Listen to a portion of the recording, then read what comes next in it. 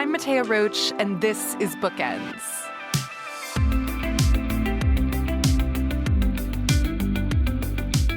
As a writer, Rachel Kushner is something of a master of disguise.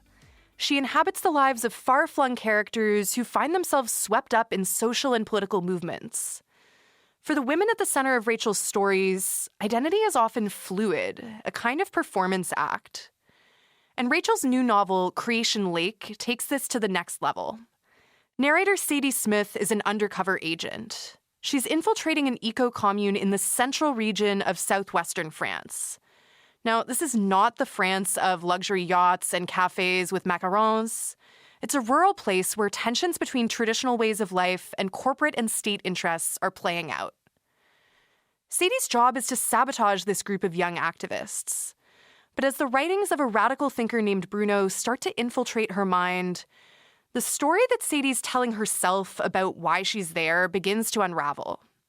Creation Lake combines a secret agent premise with meditations on evolution and Marxist theory. And it's a finalist for this year's Booker Prize.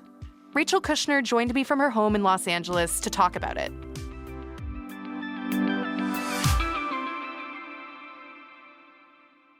Hey, Rachel, thank you so much for joining us. Hi, Mattea. Thank you for having me on the show. Now, your new novel, Creation Lake, has been described in some places as a spy thriller, and it does center on this secret agent who's working in Europe, but it's kind of different from what I would traditionally think of as a spy thriller. There's no, men running around in trench coats. It's not the Cold War. Do you see your novel as a spy story, and what sort of vision did you have in mind putting it together? In terms of the vision that I had for many years, I knew that I would eventually write a novel set in a rural part of southwestern central France among a group of young people who have decamped from Paris to try to find a way to live outside of the depredations, if you will, of capitalism in cities. They want to try to figure out how to subsistence farm. They want to make meaningful connections to the local culture and sort of tap into a long agrarian history, which is part of French culture. France is a country where up until after World War II, still a third of the population made their living as farmers. Now it's less than 2%.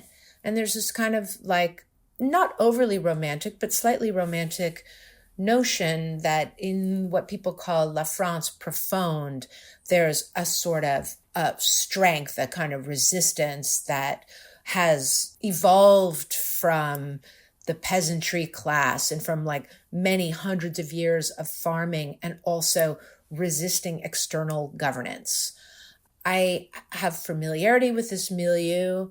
I have an understanding of what the struggles in these kinds of communal societies are, and I know the region really well.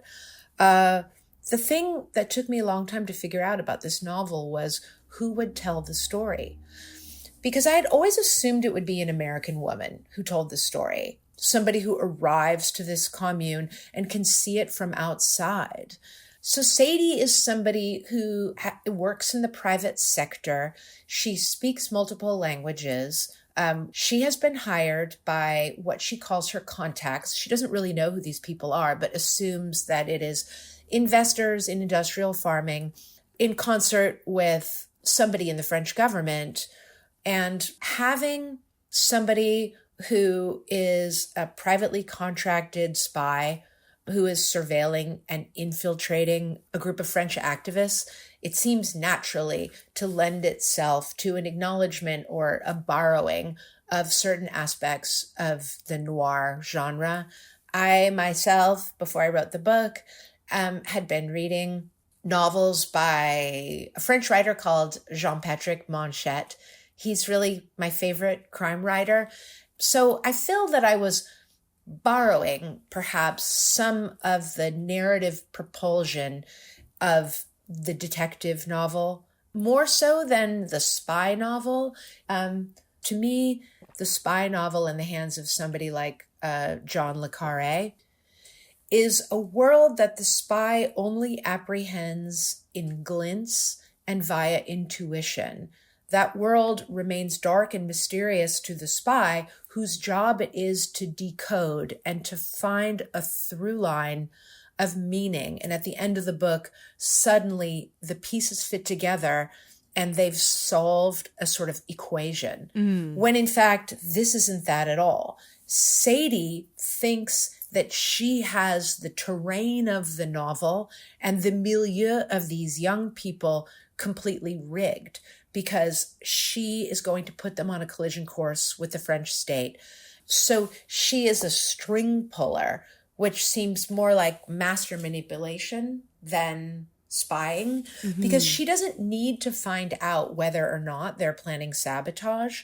It's not a concern of hers what they're actually doing. She's an agent provocateur. That is a really interesting distinction, I think, between those genres. There was so much in that answer that I want to unpack, and we'll come back to a lot of those different threads. I want to ask, you mentioned that you had some sort of connections to this region of France and had spent time there. Yeah. What brings you to that place? Like, what is your connection with that land? Yeah, so I call the area in the book the Guyenne, and that's fictional. I borrowed that appellation from the name for a large swath of southwestern France that was used up until the French Revolution. But it's kind of like a clue for French readers of where it actually takes place. So I go to France in the summer with my husband and our son, and we've been doing that for like about 12 years. And we go to an area that is in the Guyenne, in the fictional Guyenne. And my son started going to, he speaks French, he went to French school. He started going to a camp there when he was 7. And the camp director is a hydrologist who understands the whole cave system in that part of France and takes the kids into the caves. And my son has been doing that for a decade, and the last 2 years worked himself as a counselor at that camp, bringing French school children into caves. And sometimes they would go a mile deep underground, in parts having to wade through water that's neck deep, and that's 50 degrees Fahrenheit. So they're wearing wetsuits. And he would tell me, oh, we saw resistance graffiti in the opening of the cave, or we saw the skeleton of an extinct cave bear, or I was in what felt like a cathedral with a ceiling that was 60 meters tall, like Notre Dame, and the walls were sparkling because they were coated with magnesium crystals. I don't like to go a mile deep underground and never have. So that part is more like I hear about it rather than experience it. But there's a sense of people casually living in conversation with the very deep past. And I take paths in this part of France that have been continuously utilized for 100,000 years by different species, different forms of human life. And I had a realization at one point walking on one of these paths that had a limestone overhang above it with little notches in the rock. And I realized I am walking through people's rooms right now, because they would put animal skins on the outside of the rock. And you can feel very strongly this sense of continuity. Yeah, this sense of connection to the deep past is definitely a preoccupation of Creation Lake, especially as it relates to the character Bruno. Yeah. So Bruno's this kind of mentor to the activists in the book. He's an older man who actually personally knew and was influenced by the French philosopher Guy Debord, who was like this Marxist in the 50s. But Bruno now lives literally underground in one of these caves that you were just describing. And we only encounter him through this series of emails that he writes to the activists that Sadie intercepts. Can you talk a bit more about Bruno and some of his ideas? Yeah, sure. Bruno is somebody who I conceived of as being very formed by what happened in Paris in May of 1968, when there was a sort of like flash of hope and excitement about something like the fall of the French government that failed, basically. And many of those people in the wake of May of 1968 moved to the countryside to sort of like renovate this idea that there was revolutionary possibility there. Bruno is somebody who has actually decided, kind of devastatingly, that capitalism is absolutely here to stay.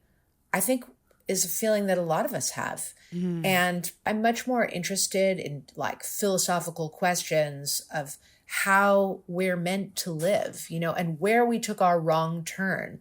And why is it, as Bruno describes it, that currently we are careening off a cliff in a shiny driverless car. And the question is, how do we exit this car? But Bruno has this kind of homespun philosophy that revolution is still possible, but in an interior manner, that he can, quote unquote, leave this world while staying in it. And he has rejected civilization almost entirely and is living in an underground cavern on his own rural property. He was kind of inspired by a real person who I know something about, who apparently does live underground, but seems to be in regular email communication with some French activists I know. And I loved the contradiction of that. Yeah. I want to talk a little bit more about this group of activists in Creation Lake and their commune, because the specific thing that they're engaged with during the period of time that we see in the novel is they're protesting this building of what they call a mega basin, so this large water reserve that's supposed to help specifically industrial farmers, so not smallholding farmers, industrial farmers who are affected by drought. Yeah. What are the political tensions that are playing out around water in the book? And I guess to what extent do those mirror maybe some of the real tensions? Because I feel like all the time I'm seeing news of different kinds of farmers' protests, sometimes of large farmers, sometimes of small farmers, happening in France and really all across Europe. It's like one of the biggest sort of political movements that makes its way into North American news, I find. Now. Mm-hmm. Yeah, now in 2024, yeah. In 2024, it's become quite pronounced. I mean, the basic concept is to take water out of the water table and store it above ground in these enormous plastic-lined bays. You know, I had seen reference to these mega basins in French news in like 2018, while I was working on the book. And I needed my moulinards, as they're called, like the activists who live in this commune that they've called Le Moulin, which just means the mill. It's like a common name for a rural locality. I needed them to have a cause, basically. So I used this thing, the mega basin. And as Bruno, who lives in intimate understanding of the flux and flow of the water table, as he points out, the earth is the most ingenious storage system for water because it cleans and filters the water through the way that water trickles through the sedimented layers of the earth and rock, and it keeps the water cool. It also preserves the water as a kind of commons that's for everyone to use. Whereas if you leach water out of the water table and put it in these plastic-lined bays, it will be evaporated by the sun. It will absorb the poisons of the plastic, and it can potentially be monopolized by large industrial concerns, which in fact is the point and strategy of these megabasins. So I just kind of borrowed that a bit blithely, I would say, but it's okay because this is not an eco thriller. This is a book that, as I said, for me, is more about philosophical questions in the form of this guy, Bruno, who is the heart of the book, of asking, isn't the human project meant for something important? Don't we have some horizon line by which we're meant to find a way to live in harmony with one another and nature? Like, I think these are okay questions to ask. But by the time I finished the book, it was like I kind of like slid into the contemporary from my own fiction, because this movement, this vast grassroots movement, had really taken hold in France called Les Soulèvements de la Terre, which was fighting these mega basins, and they'd become a huge issue in northwestern France, different region. But you could go on YouTube and watch pitched battles between farmers and activists and French police who had emerged in full paramilitary regalia to beat these people up, to beat them back, to win these battles. And then President Emmanuel Macron tried to go to the big agricultural fair outside of Paris and was blocked by farmers who, put a phalanx of hay bales on the road and set them on fire. And it was kind of like what happens in my book, although, I have merely the deputy sub-minister attempting to appear at an agricultural fair as a PR stunt. But I didn't really have the confidence, nor did I think I had the skill to knock off a prime minister. So I heavily demoted him to deputy sub-minister.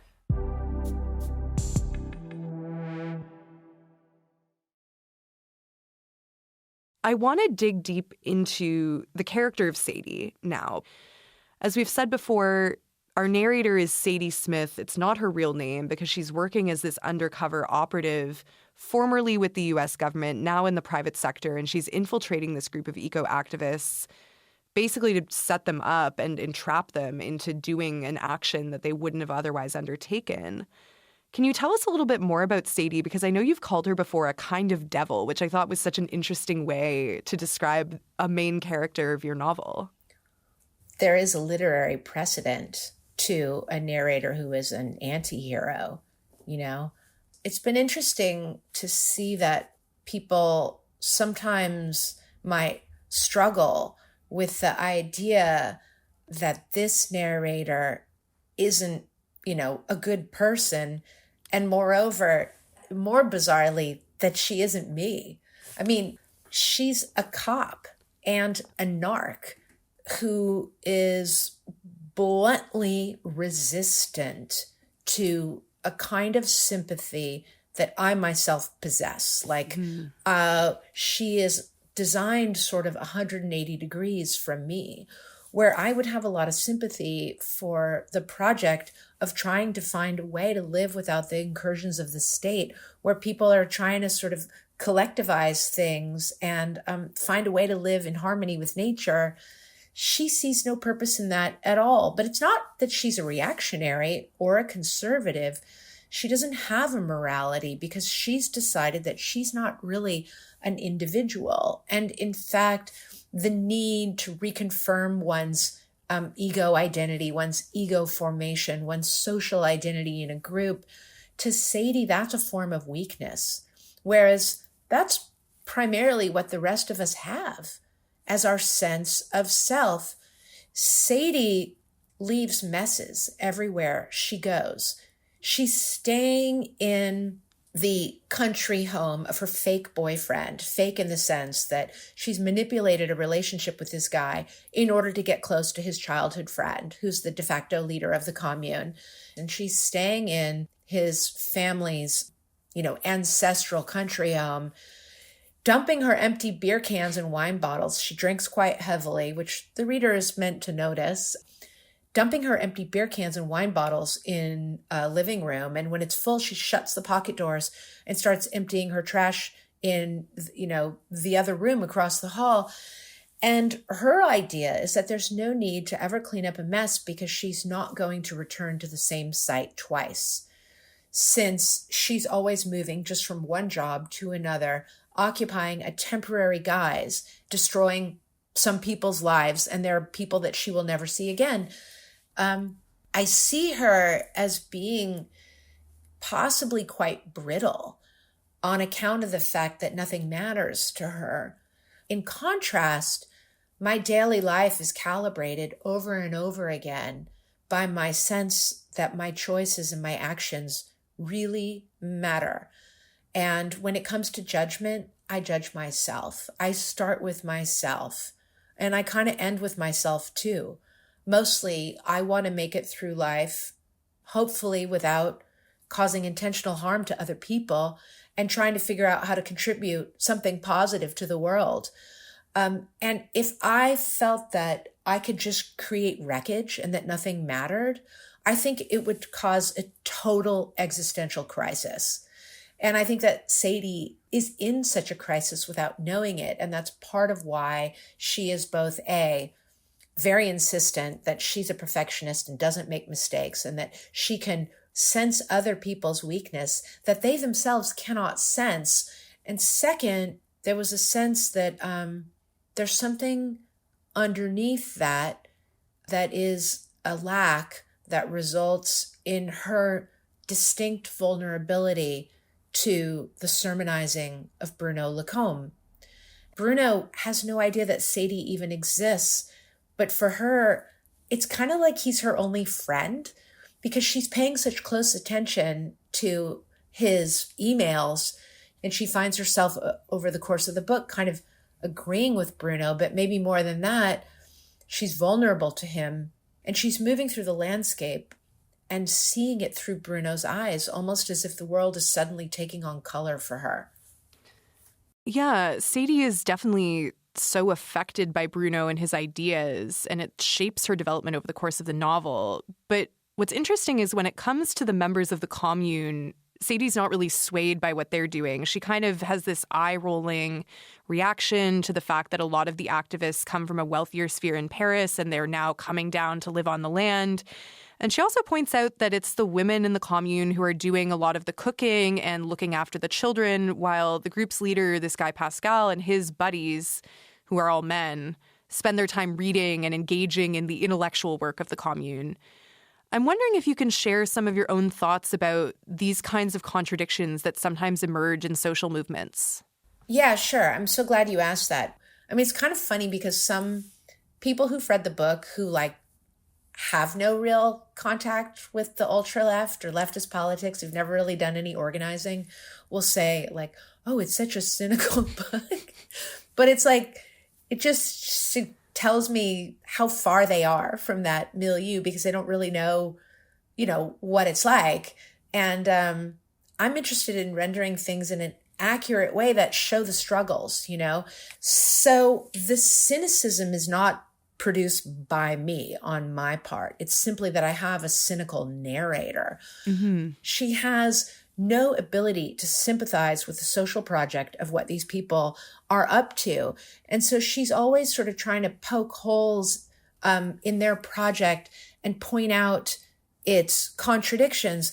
Like when she goes into the creche, the communal daycare, and sees that the women that are there, in fact, are the parents of the children that are there, she is pointing out this contradiction. And as Pascal sort of defensively says, look, we are not the first to discover that the gender division of labor reasserts itself in the form of the commune. And he's right about that. Mm-hmm. I don't know what the solution is, but somebody has to repair the tractors and somebody has to can the tomatoes. And when you bring in a kind of devil like Sadie, of course she's going to say, oh, these people are going to contradict themselves and they're going to hate one another eventually. And some of them are just going to go back to Paris and get, jobs in the banking sector or whatever. That could happen. That doesn't mean that the project of searching for a better horizon for human life is invalidated. It isn't, People with education have almost always been at the forefront of social change. It's okay for kids from Paris to move to the countryside and want to learn how to farm. The idea that they could be invalidated because they aren't authentically from the land, to me, is a real romanticizing of what authenticity is. This is not at all a criticism on my part. It's something that Sadie would point out, but Sadie pointing out those contradictions is not something that she is doing from a place of social, political, moral superiority, because she's kind of a misogynist, frankly. I think that she sort of thinks of herself as being an honorary male, and she behaves like a man, and she's interested in power and where sites of power can be accessed in this group, because she needs access to their power in order to manipulate them. And it seems to her that it's more the men who have power than the women. And so she's totally comfortable denigrating the women and sidling up to the men. So when she points this out about the daycare, she's not thinking on behalf of the women, but it's just like one more contradiction that she can point to. I appreciate that distinction that you're making, that it's not that the novel itself has a cynical take on this, but rather we're seeing it from Sadie's point of view. Yeah. I also appreciate the point, you make of like, is it better for these people to just stay in Paris? Because I think it is almost used as a gotcha sometimes against people who engage in certain kinds of organizing of like, totally. Oh, but if you really were with the people, then what? You shouldn't have been born in Paris? Like, what is anyone supposed to do about it at the point where you've been born into a certain social class? Yeah, I don't truck with that at all. No. So that's not even like on my mind in the book. But about cynicism, maybe I could just add that. Absolutely. To me, it's not a cynical book at all because Bruno is not a cynic and actually believes that there is some solution to the predicament of being in the shiny driverless car. And also, it's a book that deals with leftist history in France in a way that most novels don't. Mm-hmm. So I guess I sort of feel like, it's not to say that I have a political argument in the book. I feel like novels are not an occasion for that. They are not polemics. But Bruno's desire to find some solution to the contradictions and failures of the human project, for me, were really healing. And for him to go underground and have these thoughts about the very deep past, for me, it's really an earth to sky novel. At the end, there was this feeling when I was finishing it of looking up from some very deep place in the earth and glimpsing the cosmos, but sort of like encircled by an opening from deep in the earth. And I don't know, it felt really transcendent for me to think about someone like him, who has all these questions and who's, he says he's looking to the deep past only to find indication of where to go. And I think there are people who feel that way.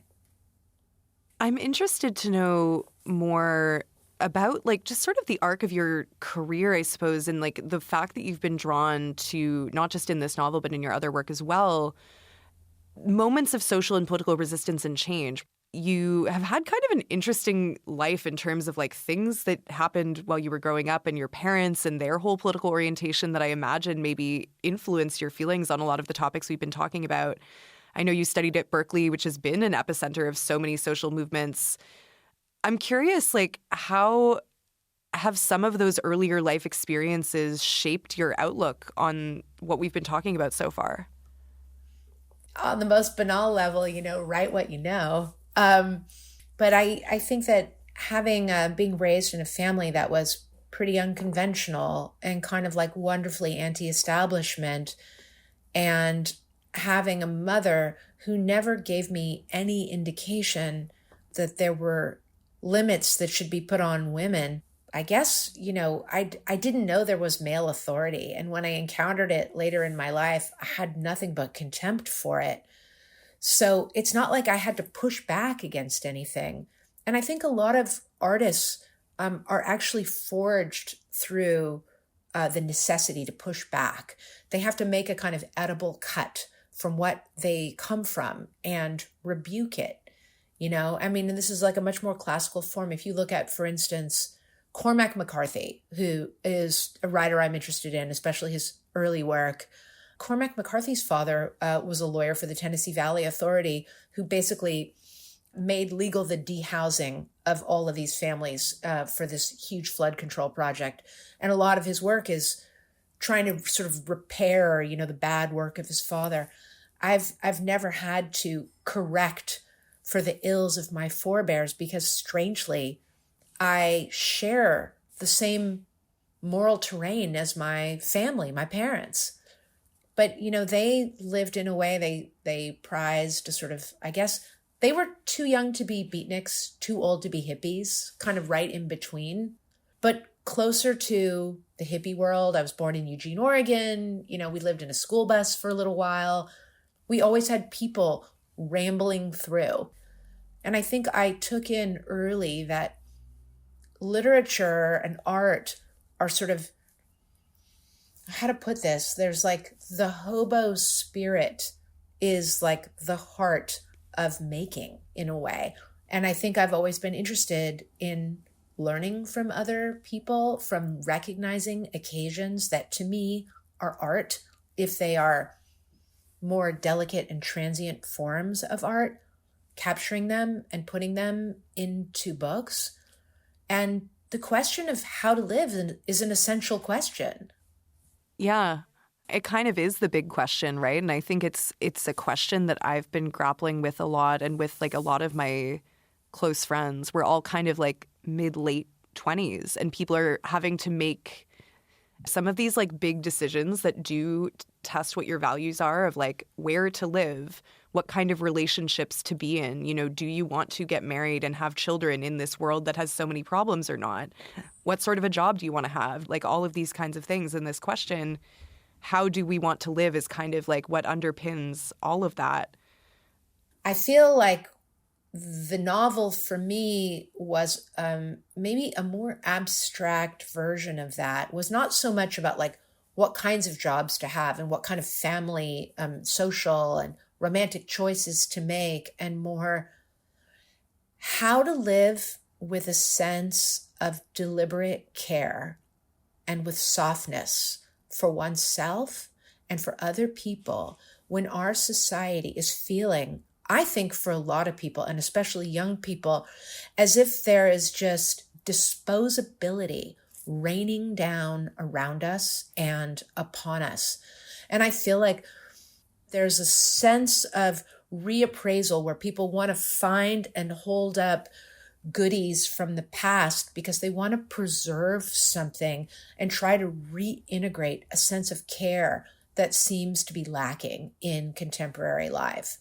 Like the digital world is a careless world that literally is immaterial. And so to live without consequences is to live without meaning. And through creating this character of Bruno and him finding in a way his own solutions to the quagmire through this slightly kooky philosophy, for me felt like it had every stake that matters to me. I think that's really, really astute.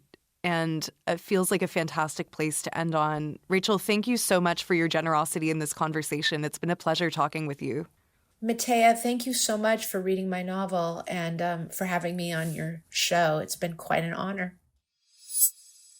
That was my conversation with Rachel Kushner about her novel Creation Lake. It's a finalist for this year's Booker Prize.